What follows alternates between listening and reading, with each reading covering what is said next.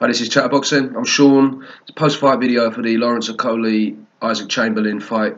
I'm going to talk a little bit about Cheeseman, Jones, and Buatsi as well. Alright, let's get started with the Okolie Chamberlain. Not the best fight that anyone's ever seen. Pretty boring, really. I'm sure we can all, well, most of us agree on that. Okolie did what he needed to do to win. He was saying in the build-up, a couple of times I heard that Chamberlain was going to find out that these sort of skills that he thinks he has are not going to be that much use when you've got someone as physically strong as Okolie and who's able to use that, knows how to use it. Now I think that was the case at this stage of Chamberlain's career. I mean, he's only had about 9 fights, I think. He's got some good ability there, but he hadn't really had the time to really develop it, perfect it. And he looked a bit lost in there. Like when Okolie was just sort of used, because obviously he's a harder puncher, he's got bigger range, longer range, sorry.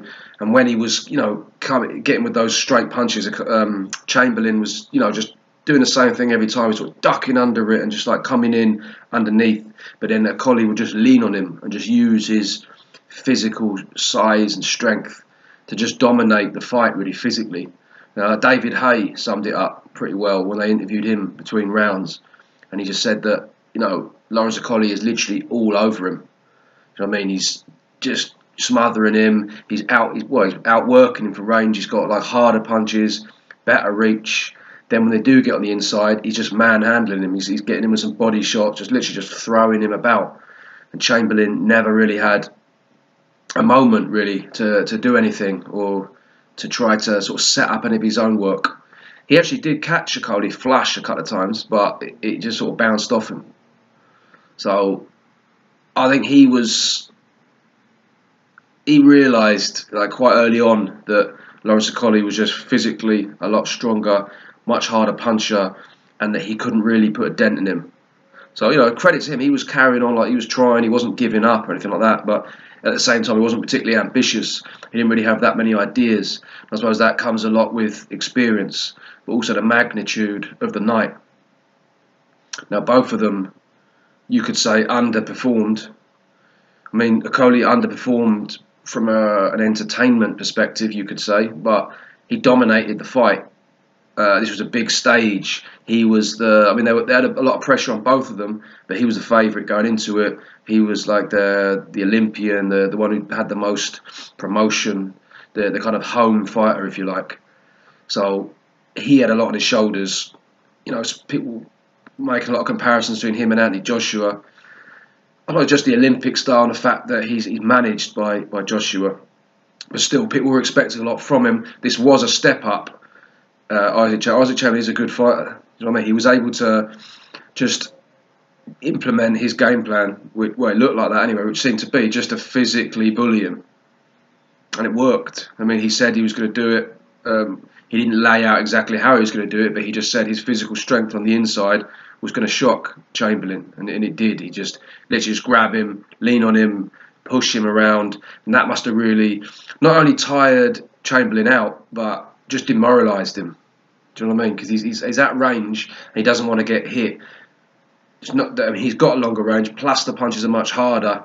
So he really is at a big disadvantage there. And he's got good footwork, he moves well, but he's not really able to do anything from range. So his plan was, and his only real option was to try and get inside. But every time he just did it the same way every time as well. Just slip under the left and then just sort of come in and then just get mauled, basically like wrestled. At one point he just got thrown to the floor. So I mean this was obviously, as we said in the build-up, as everyone said, this is very, very early, and these are two very inexperienced fighters.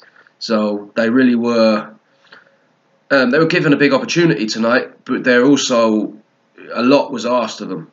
And to me, I don't think either of them did like too badly. I think Chamberlain sort of did what he could, but he wasn't ready for that. Now he is skillful and he does have advantages in the fight, but he doesn't have enough of it at this stage to be able to cope with the physicality of Lawrence Okolie, who just used what he had very well. Lawrence Okolie, obviously, the pressure, he coped with that, and I don't think he performed badly per se. I think he just did what he needed to do to win. Now, it wasn't particularly pretty. It's unfortunate that it was on a quite a big stage, well, the very big stage for him, and people wouldn't have been that impressed by it, and particularly like, I want to see him fight again. But he's got some very good experience from the pressure of that and headlining that. And he said after that, in the interview, they said to me, "You're now going to be able to get up for being on the undercard for this," and he said, "Yeah, no problem." He doesn't strike me as someone who, as I said in my prediction video, he seems very focused, very driven. I think he knows what he wants to do, and I don't see him being affected by that. I think this is a good thing to have gone through. He came out on the other side. He won pretty much every round, from what I can see. Knocked him down a couple of times. The point that was taken off Chamberlain was a bit weird, to say the least, because that really just came from nowhere. And he was the one who was really throwing his weight around. He pushed Chamberlain to the floor, obviously, at one point. I think they did take a point off Okolie as well, didn't they? But yeah, I mean, he was the one who was really like committing the fouls in there. But yeah, like in terms of where they go from here, I think both of them have learned a lot from it. And I don't think it's disastrous for Isaac Chamberlain. I think Isaac Chamberlain, that was just too much of a test for him at this stage. You know, as who was it? Bellew said that the difference in size, like Isaac Chamberlain is someone who's basically slightly too heavy for light heavyweight, and Lawrence Okolie is someone who's a bit, you know, just you can make cruiserweight, but really could be a heavyweight. So that was a big ask. And like Lawrence Okolie is better than people give him credit for as well in terms of skill. He didn't really show much of it tonight because he was just relying on that physical advantage. But it was a big ask for Chamberlain, and I think if he'd had more time to develop more skills and develop his defence, challenge himself a bit more, then, you know, he would have had a better chance of winning. But he just wasn't really ready for it. So, you know, he'll come back from this. I think he's it wasn't a particularly entertaining fight. People aren't immediately going to be like rushing out to see like what he's doing next. But you know, he's stepped up. He's shown that he's willing to put it on the line to fight against, you know, in a risky fight. He will obviously have that experience now of going in with all that pressure, being the underdog, and you know, and hanging on in there. I mean, he did his best. He wasn't really dissuaded particularly. Yeah, he might have been a little bit gun shy at times, but I think that was really because of just the practicality of it rather than him giving up. He just sort of, he's not stupid. He knows that if he's just sort of swinging and he's out of range, and he couldn't really get into range. He didn't really have an opportunity to really work on the inside, because Okolie did use that frame and just that physicality very well. So obviously that's something that he can improve on. But you know, Eddie Hearn has said that he will, you know, continue to just give opportunities to Isaac Chamberlain. So he's someone who's shown that he's not worried about going over to spar in America with Deontay Wilder, Ukraine with Usyk. Do you know what I mean? He's obviously quite ambitious. He's someone who's invested a lot in himself. So yeah, I don't see why he can't come back from that. I just think that Lawrence Okolie too big, too strong at this stage. So yeah, Isaac Chamberlain, we'll see where he goes from now, but I don't think it's disastrous from his point of view at all. He didn't get knocked out. He didn't really take a beating. Yeah, he took like a few shots here and there, and he clearly lost the fight, but nothing really that he can't come back from. In terms of Lawrence Okolie, yeah, I mean, he showed that he can play to his strengths. I mean, there was other stuff that you'd think like his range he could have used it more effectively. Like he could have used his feet a bit better. Like I said in the first fight, the prediction video, where he can take these little step backs and he can control the range quite well. He wasn't able really to do that, or maybe he just decided that he didn't really need to. He didn't really see much of a threat from Chamberlain. The pressure, obviously, and the intensity of the occasion probably got to him, and just his mauling style that managed to just sort of bully Chamberlain and kind of put him in his place like quite early on physically. So that's, to me, he showed that identified a clear advantage and just really maximised it. You know, obviously that experience as well of fighting on that stage in your home city, big crowd, local derby, bit of needle going into it. It was he's definitely going to have learnt a lot from it. So not the greatest performance in the world technically, but in terms of winning a fight, it was effective, and he won it easily, really. So he's gonna. I mean, he's shown really that he's not messing about. He's trying to move up the levels as quickly as he can. So you know, you think he'll be trying to get a British title for too long? There's some real top fighters in the cruiserweight division right now. Just saw Gassiev just beat Doughty. You got Usyk in there, Bradis. I mean, you've got some real top quality fighters. So there's definitely no rush for him to start mixing it at that level. But yeah, I think obviously that the British title should be like the next step for him. Not sure how many fights it would take to get that, how easily that will happen in terms of activity, etc. But yeah, onwards and upwards really for him. Definitely needs to improve quite a lot though if he's going to sort of go on, if he's going to carry on at this pace, because that was quite a fast move. So if he wants to keep going up the levels, you know, he's going to need to improve quite a lot before he goes too far. Anyway, let's move on to Cheeseman against Carson Jones. This was a great fight. This was the best fight of the night, in my humble opinion. Cheeseman looked very, very good. There's a couple of things I didn't like. He takes too many punches for my liking. Now, Carson Jones, like in the first few rounds, I think it was like the first 4 rounds, I wasn't scoring it, but I pretty much had every round a draw, more or less. I wasn't sort of sitting there thinking I'm trying to work it out, but I had the impression that it was pretty much a draw for the first 4 rounds. Do you know what I mean? They were just really going at it. And Carson Jones, he's big for that weight compared to I mean, he didn't make the weight. He's a few pounds over. So he just looked big, strong, rough, coming forward, like swinging, big clubbing punches.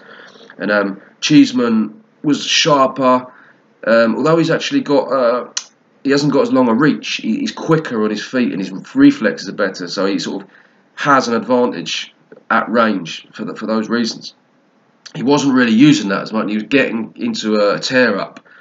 Now it looked a bit risky because obviously, as we know, Carson Jones very, very tough, very, very determined, a decent puncher, very physically strong and rough.